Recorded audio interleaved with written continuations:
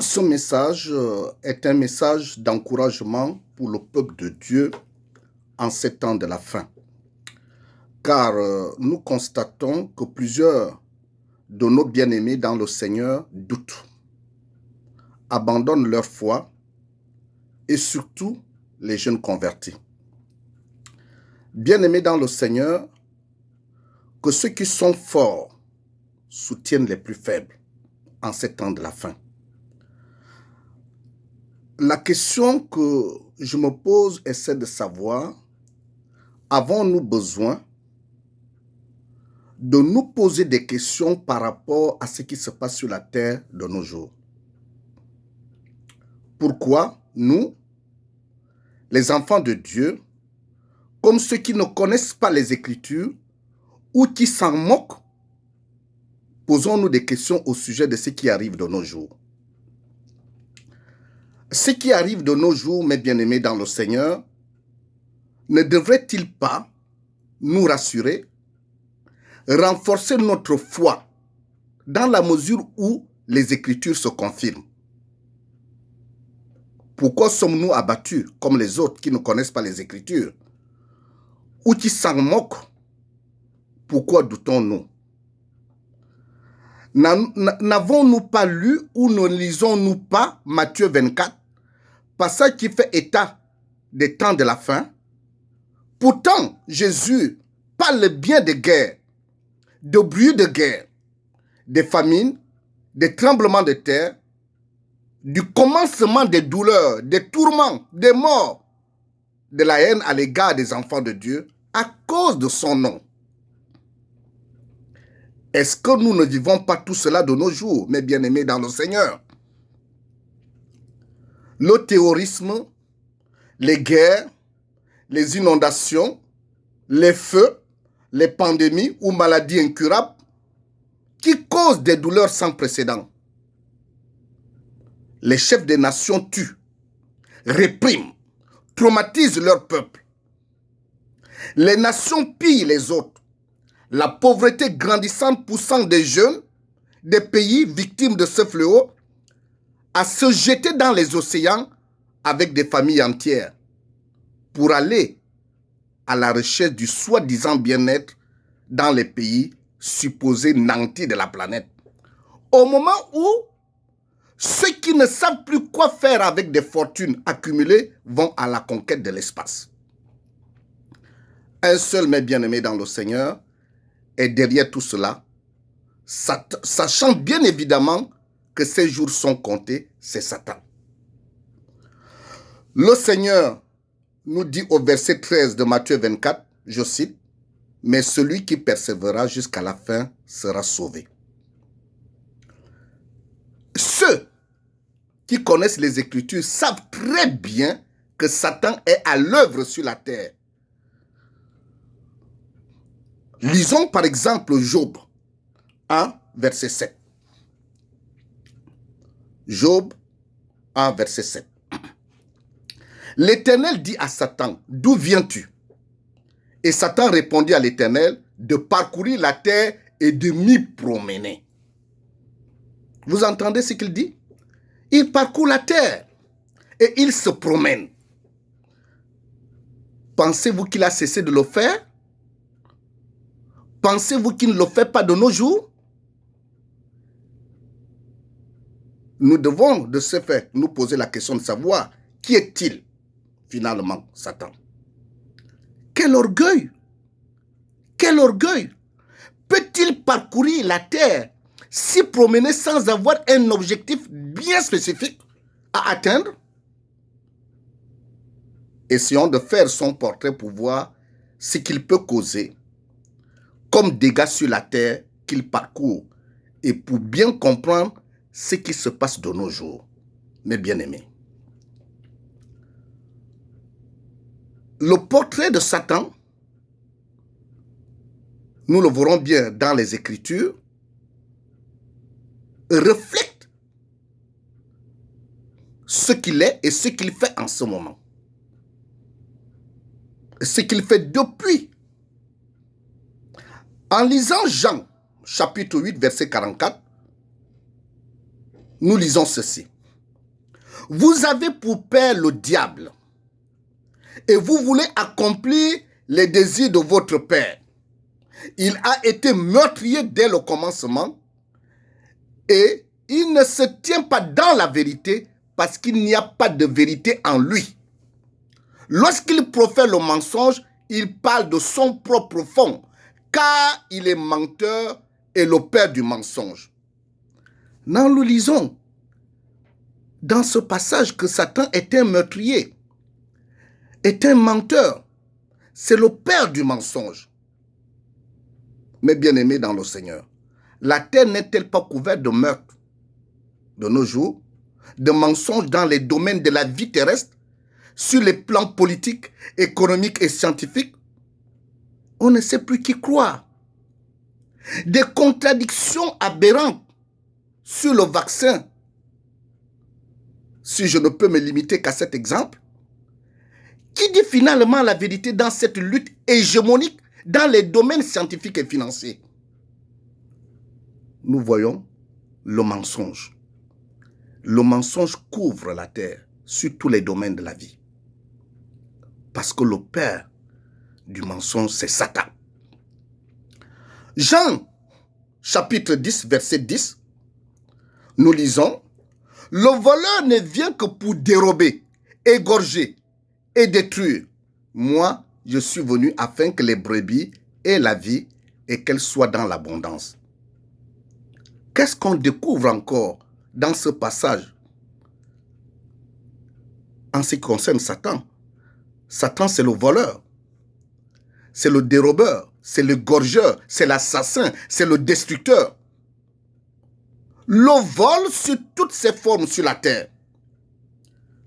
Quand je pense aux pensions des personnes âgées, vulnérables, qui sont volées sans scrupule, l'argent des contribuables détourné à des fins personnelles, pour ne citer que ces seuls exemples. Des hommes, des familles entières sont égorgés comme des moutons, décapités sans regret, et les commanditaires considèrent ces actes comme des victoires. Le destructeur, c'est toujours Satan. Je ne sais pas si certaines villes détruites par des guerres aujourd'hui pourront encore être reconstruites au regard des destructions actuelles. Je pense à la Syrie, je pense à l'Irak, bien d'autres. À quoi bon de nous étonner, sachant que c'est lui le destructeur? 1 Pierre 5, verset 8. Nous sommes en train de faire le portrait de Satan pour mieux comprendre ce qui se passe de nos jours. Parce que les Écritures nous en parlent. 1 Pierre, chapitre 5, verset 8, nous lisons ceci. « Soyez sobres, veillez. Votre adversaire, le diable, rôde comme un lion rugissant, cherchant qui il dévorera. » La Bible nous déclare ici que c'est un lion rugissant. C'est le dévoreur. Dévorer veut dire aussi brûler. Combien d'hommes, de femmes ou d'enfants sont brûlés vifs de nos jours? Combien de villes, de villages sont brûlés de nos jours? Mes bien-aimés dans le Seigneur, tout cela, l'auteur, on n'a pas besoin de chercher longtemps, c'est le diable. Éphésiens 6, 16, continuons, n'est-ce pas, à faire le portrait de cet être. Éphésiens 6, verset 16. Prenez par-dessus tout cela le bouclier de la foi, avec lequel vous pourrez éteindre tous les traits enflammés du malin. C'est un possesseur de traits, c'est-à-dire des lances, des flèches, des projectiles. Vous ne les voyez pas, les projectiles? Dans certaines villes de nos jours, lorsqu'il s'agit bien évidemment de mater des gens qui vont dans les rues, tout simplement parce qu'ils ont faim. C'est lui le malin, c'est lui le rusé. Si l'on ne prend pas le cas si l'on ne prend seulement que le cas de la ruse, qu'est-ce que nous constatons de nos jours? Même les petits enfants sont rusés. La tendance est de vouloir tromper les autres par des propositions astucieuses. Le malin, on le voit très bien aussi dans les relations économiques, commerciales entre pays. Le souci est de tromper les autres. Colbert disait, on ne peut s'enrichir que sur le dos de l'autre. Dans les mariages, les vies de couple, les familles, les amitiés, la ruse.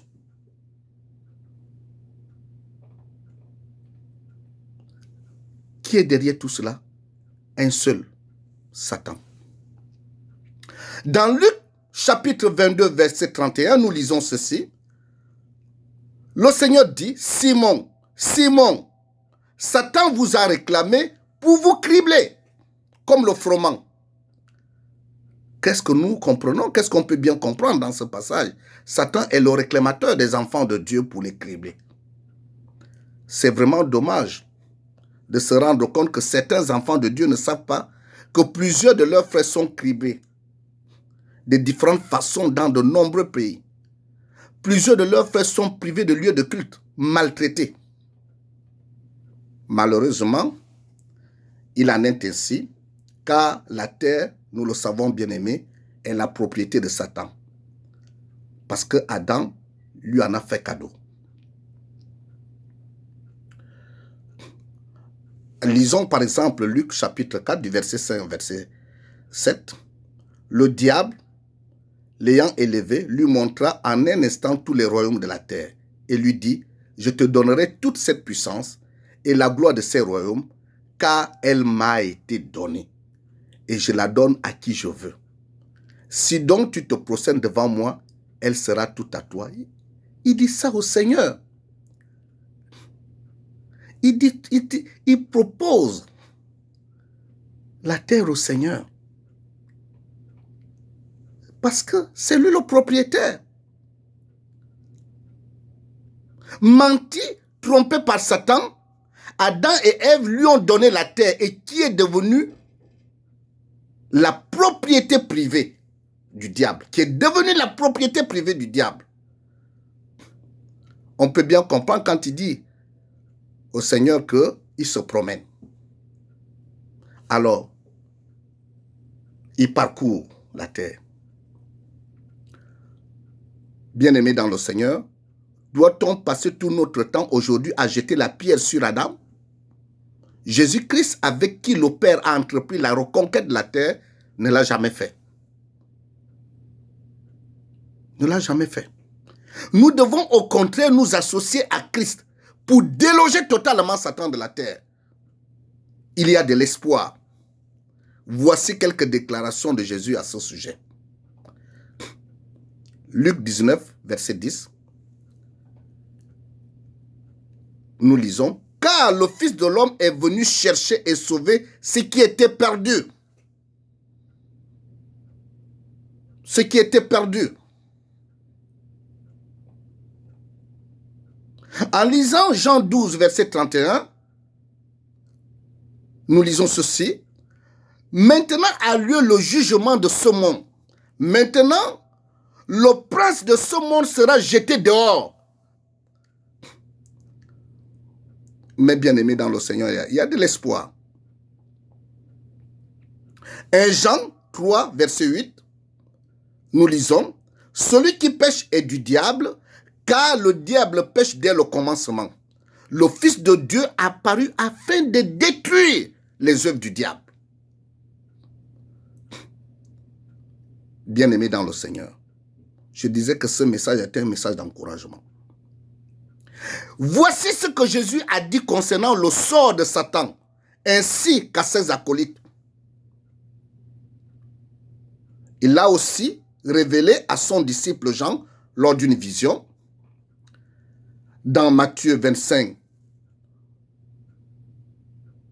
verset 41, nous lisons, « Ensuite il dira à ceux qui sont à sa gauche, « Retirez-vous de moi, maudits, allez dans le feu éternel, qui a été préparé pour le diable et pour ses anges. »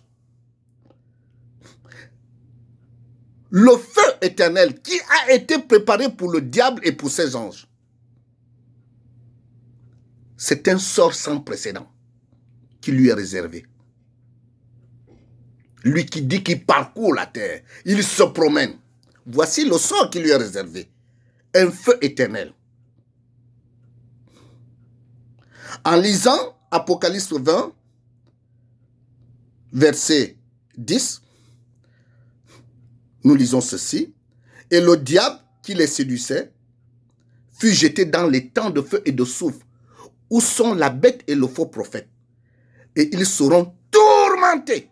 La Bible déclare, ils seront tourmentés jour et nuit au siècle des siècles. Celui-là, Satan qui se prend pour un invincible, qui sème le désordre, la panique, la confusion dans le monde, sera tourmenté jour et nuit au siècle des siècles. Mes bien-aimés dans le Seigneur, je disais effectivement que c'est un message d'encouragement. Ne doutons plus. Il y a de l'espoir. Il y a de l'espoir. Que les plus forts encadrent les plus jeunes, les plus faibles, qui en ce moment se découragent. Effectivement, c'est le plan de l'ennemi. Je vous bénis au nom de mon Seigneur et Sauveur Jésus-Christ. Amen.